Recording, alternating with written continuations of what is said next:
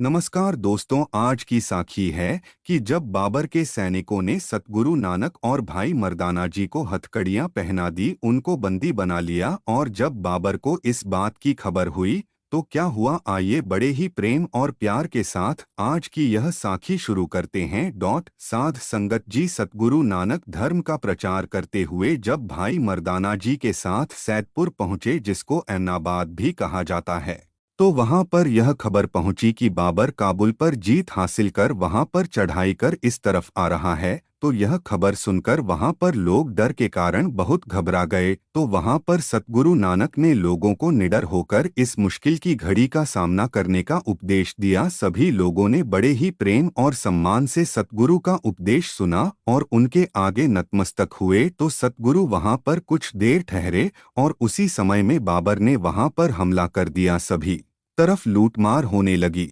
लोगों को मारा जाने लगा। वहां पर हालत बहुत खराब हो गई, हर तरफ कत्लेआम होने लगा और तबाही मच गई। और इस युद्ध में जो बच्चे, बुजुर्ग और स्त्रियां बच गई, उनको बाबर की सेना ने कैदी बना लिया और उन सभी को लेकर चल पड़े। तो इसी बीच सतगुरु नानक और भाई मर्दाना जी को भी कैदी बना लिया गया, उनको भी हथकड़ियां पहना दी गई। तो कैदियों के सिर ऊपर लूटमार का सामान रखवा दिया गया और बाबर की फौज लाहौर की तरफ चल पड़ी। तो वहां पर औरतों के ऊपर हुए जुल्म को लेकर सतगुरु नानक ने शब्द का उच्चारण किया। तो सतगुरु की वाणी को सुनकर वहां पर मौजूद कैदियों को लगा कि उनके दुख दूर करने वाला आ गया है। तो जब बाबर को इस बात की खबर हुई कि कैदियों में एक संत भी है, तो बाबर की सतगुरु नानक से मिलने की इच्छा प्रकट हुई। तो जब बाबर की मुलाकात सतगुरु नानक से हुई, तो मुलाकात के दौरान बाबर ने अपना शीश झुकाकर सतगुरु नानक को प्रणाम किया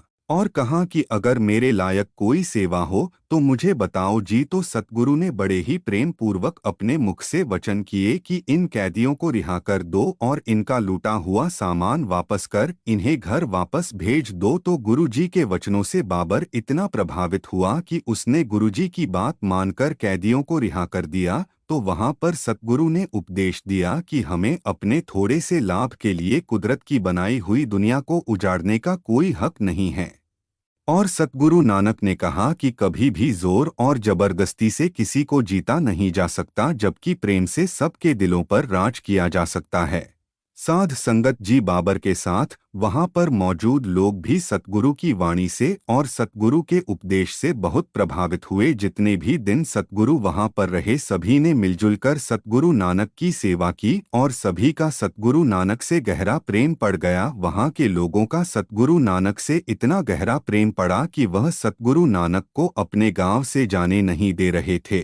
तो उन सभी के प्रेम को देखकर सतगुरु नानक कुछ और देर वहां पर रुके और सतनाम का कीर्तन होता रहा। जब भी सतगुरु वाणी उच्चारण किया करते थे तो वहां पर इतना रस उत्पन्न होता था कि सभी मंत्रमुग्ध हो जाया करते थे। साध संगत जी भाई मर्दाना जी के रबाब और सतगुरु नानक के मुख से निकले हुए वचनों को सुनकर सभी पर सतगुरु नानक का बहुत गहरा प्रभाव पड़ा। तो ऐसे सतगुरु कितने दिन वहां पर रहे, नाम कीर्तन होता रहा। सतगुरु ने वहां पर रहकर लोगों को करतार से जुड़ने का उपदेश दिया, सतनाम से जुड़ने का उपदेश दिया। तो सभी ने सतगुरु नानक के इस उपदेश को अंदर धारण किया और उस पर अमल किया। तो ऐसे वहां पर मौजूद सभी लोगों ने नाम कीर्तन से जुड़कर और सतगुरु के सच्चे उपदेश को सुनकर मालिक की महिमा जानी, सतनाम की महिमा जानी। साध संगत जी वहां के लोग सतगुरु नानक को वहां से जाने नहीं दे रहे थे, लेकिन सतगुरु नानक हम जैसे बहुतों का उद्धार करने के उद्देश्य से इस जगत में आए हुए थे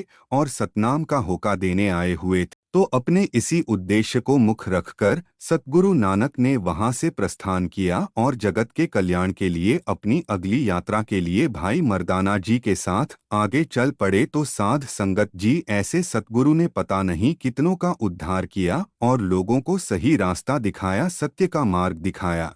साध संगत जी सतगुरु जहां भी जाया करते थे वहां पर लोग प्रेम के गहरे तल पर सतगुरु नानक से जुड़ा करते और जब सतगुरु नानक वहां से प्रस्थान करते तो वह उस बिछोड़े को सहन ना कर पाते। और सतगुरु को रुक जाने के लिए कहते साध संगत जी। जब शिष्य के अंदर गुरु के प्रति ऐसी तड़प पैदा हो जाए तो उसका मिलाप अकाल पुरख से जरूर हो जाता है, क्योंकि इसकी जिम्मेदारी गुरु की हो जाती है। जो गुरु से एक गहरे तल पर प्रेम पूर्वक जुड़ जाता है उसका परमात्मा से मिलाप अवश्य होता है, और जिसको गुरु का आशीर्वाद मिल जाता है, जिस पर गुरु की कृपा हो जाती है, उसको रूहानियत के इस मार्ग पर ज्यादा संघर्ष करने की जरूरत नहीं पड़ती। गुरु की कृपा से और गुरु के आशीर्वाद से उसकी बात जल्दी ही बन जाती है।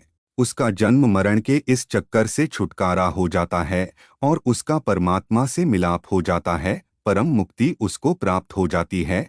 साध संगत जी, जब अपने शिष्य पर गुरु आंख भर कर देख ले, मेहर की नज़र से उसको निहार ले, उसको उसी समय लो हो जाती है, उसकी लिव परमात्मा से तुरंत ही जुड़ जाती है। इसलिए जीवन में गुरु का मार्गदर्शन बहुत जरूरी है, गुरु का हाथ बहुत जरूरी है। बिना गुरु के उससे मिलाप नहीं हो सकता, मुक्ति प्राप्त नहीं हो सकती। एकमात्र गुरु ही मुक्ति का साधन है, गुरु ही सहारा है।